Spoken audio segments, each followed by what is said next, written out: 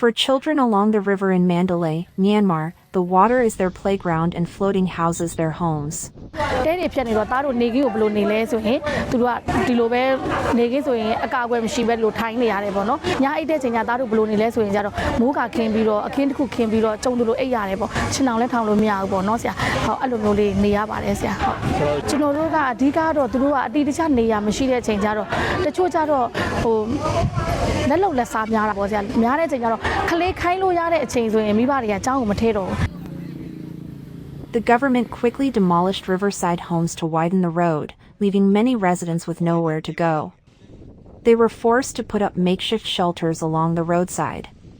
ပုံမှန်လည်းဖြတ်တယ်ရှေ့ကနေပြီးတော့မှဖြတ်တဲ့အခါနောက်ကနေပြန်ပြီးမှစောက်တဲ့အခြေအနေမျိုးတွေရှိပေမဲ့ဒီတစ်ခေါက်ဖြတ်တာကြတော့စီမံကိန်းနဲ့ဖြစ်တဲ့အတွက်ကြောင့်မလို့သူတို့ပြန်စောက်ဖို့ပြန်နေဖို့ဆိုတာဘယ်လို့မှအဆင်မပြေဘူးပေါ့နော်စစ်ကြီးဘက်ကနေပြီးတော့မှဆန်တဲ့စီနဲ့ဝင်မဲ့အစီအစဉ်ကိုခဏနောက်ဆုတ်ပြီးတော့မှလက်တလောသူတို့ရဲ့အခက်အခဲတွေကိုလိုက်ပြီးတော့မှနားလေမေးမြန်းကြည့်တဲ့အခါမှာပေါ့နော်သူတို့နေဖို့နေရဘယ်လို့မှအဆင်မပြေတဲ့အပြင်စားဖို့တောက်ဖို့ချက်ဖို့ပြုတ်ဖို့တွေပါခက်ခဲနေတဲ့မိသားစုတွေတော်တော်များများရှိနေတာကိုတွေ့ရတယ်ပေါ့နော် Siji volunteers in Mandalay and Yangon joined forces to provide hot meals to families in need. With help from monks at 2 local monasteries, they coordinate the relief effort, setting up distribution sites at a monastery and a monastic school. အခုလာယူတဲ့အထဲမှာဆိုရင်ចောင်းသားလေးတွေလည်းပါတယ်ចောင်းသားမိဘတွေလည်းပါတယ်အဓိကအများဆုံးကအဲ့လူတွေပေါ့နော်ကျွန်တော်တို့ចောင်းအနေနဲ့ကြတော့ဒါကိုမလုပ်ပေးနိုင်ဘူးပေါ့ဆရာမလုပ်ပေးနိုင်တဲ့ဆရာတို့အဖွဲ့အစည်းကနေလုပ်ပေးတဲ့အချိန်ကတော့ကျွန်တော်တို့တကယ်ကိုဝမ်းသာပီတိဖြစ်ပါတယ် Riverside families survive on odd jobs.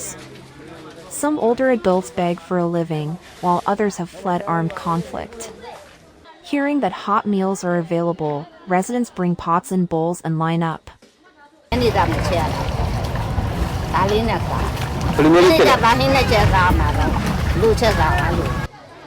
Siji provides hot meals for 3 days, bringing some relief to adults and smiles to children. ITV reports.